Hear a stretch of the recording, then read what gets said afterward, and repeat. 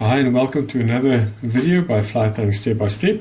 Today we will be tying a fly that was put on the Facebook page of Trout Talk by Corey Bruce. He says the fly's name is Tabanas, and it was introduced to him by Pascal Cognard. So it's a dry fly, and he claims that it is very effective.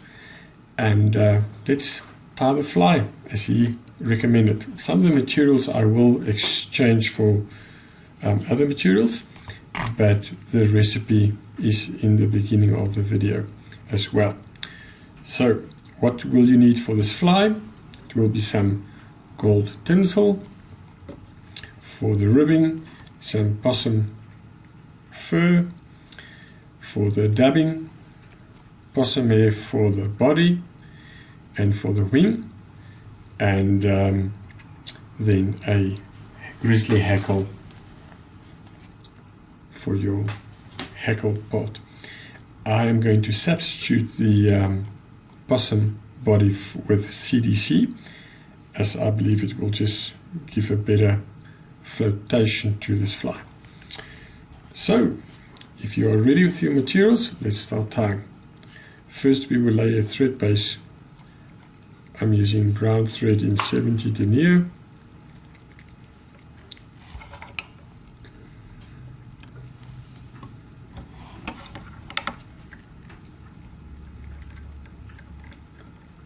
Right back to the barb of the hook.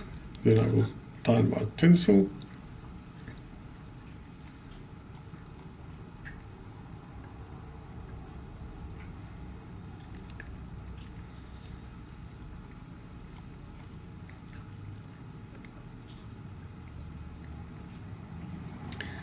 And then the dabbing.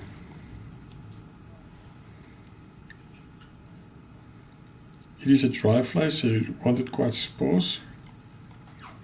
You don't want a lot of material that can soak up water.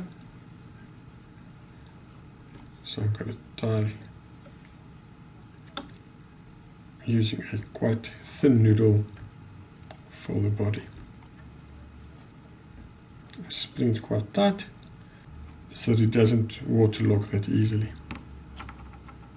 Remember to leave enough space at the eye of the hook for your post as well as your wing.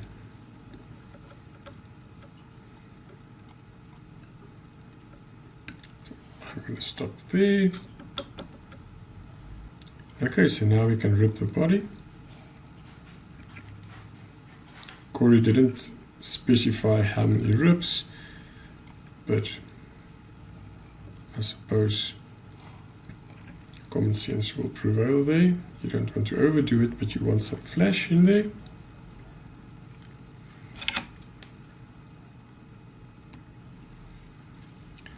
Now, as I said, for my body I'm going to use CDC instead of the possum hair.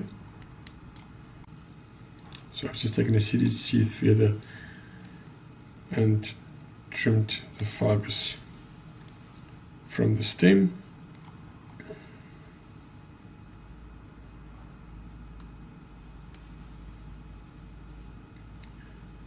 Just going to make sure that my tips are nicely aligned, like so. Then we can tie that in.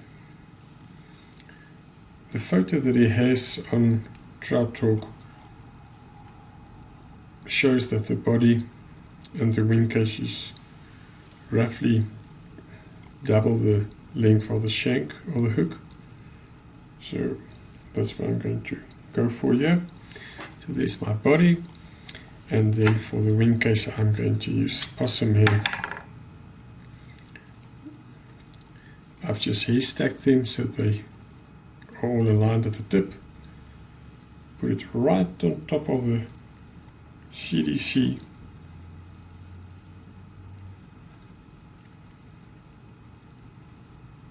And tie that in. I'm just going to do one or two turns underneath the CDC and the wing, just to prop it up ever so slightly.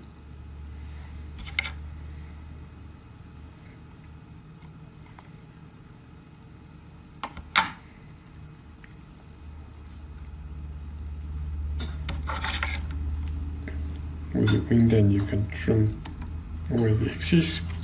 I'm trimming it at an angle so that it just helps me with the transition of my thread. Good. With the wing tied in, we can proceed to tie our post.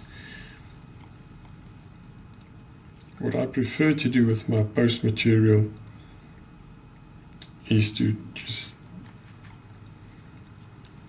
wrap it around my thread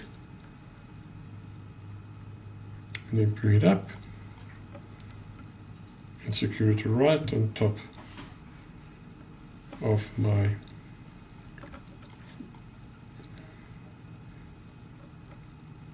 shank.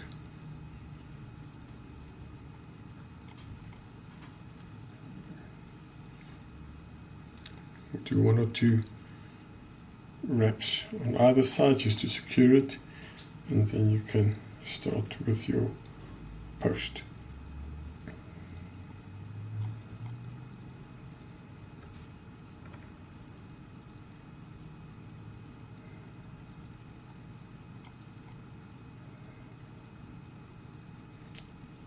As suggested by Corey, you can always use a drop of super glue on your post just to make sure that everything is secured properly, but that's totally up to you.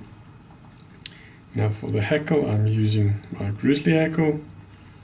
I'm going to be tying it in at the stem, and I'm tying it parallel to my hook shank. The feather is pointing to the back. Just a tip, if you struggle to get your feather to lie, just a tip, if you struggle to get your fly or your feather, your hackle to lie flat, when you're tying it tends to twist or turn, you can just take a few fibers from the inside that's going to be your base, just trim them away and then tie in your feather. Don't want to trap my post material, so let me just do 1 or 2 turns there.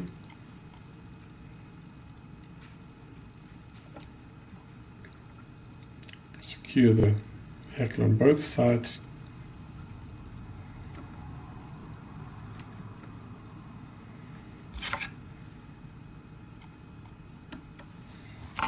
And now you will find that number 1, when you start wrapping, it lies flat against your post and it doesn't have the tendency to twist or turn as you palmer it around your post.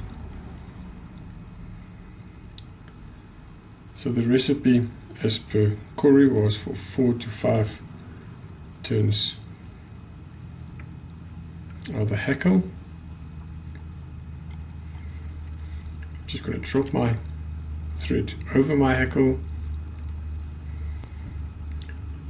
pull back on those hackle fibers not to trap them,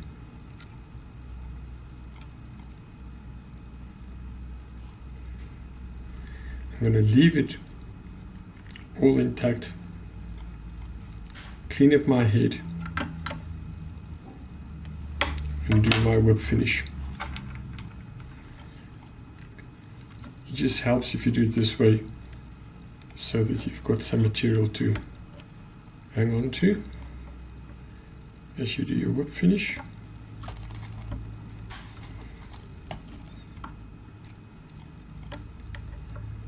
And normally on a dry fly you won't use head cement, so I'm just going to do 2 whip finishes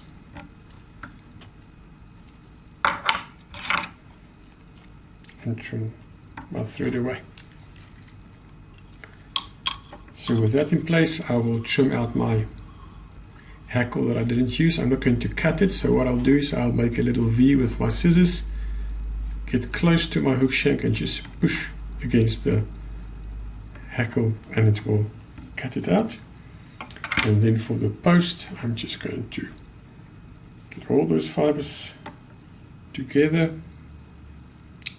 Make sure my hackle is nicely splayed beneath that.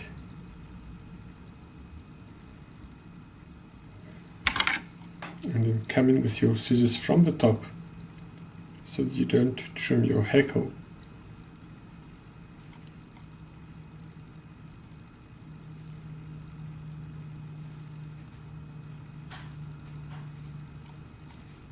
And trim the post.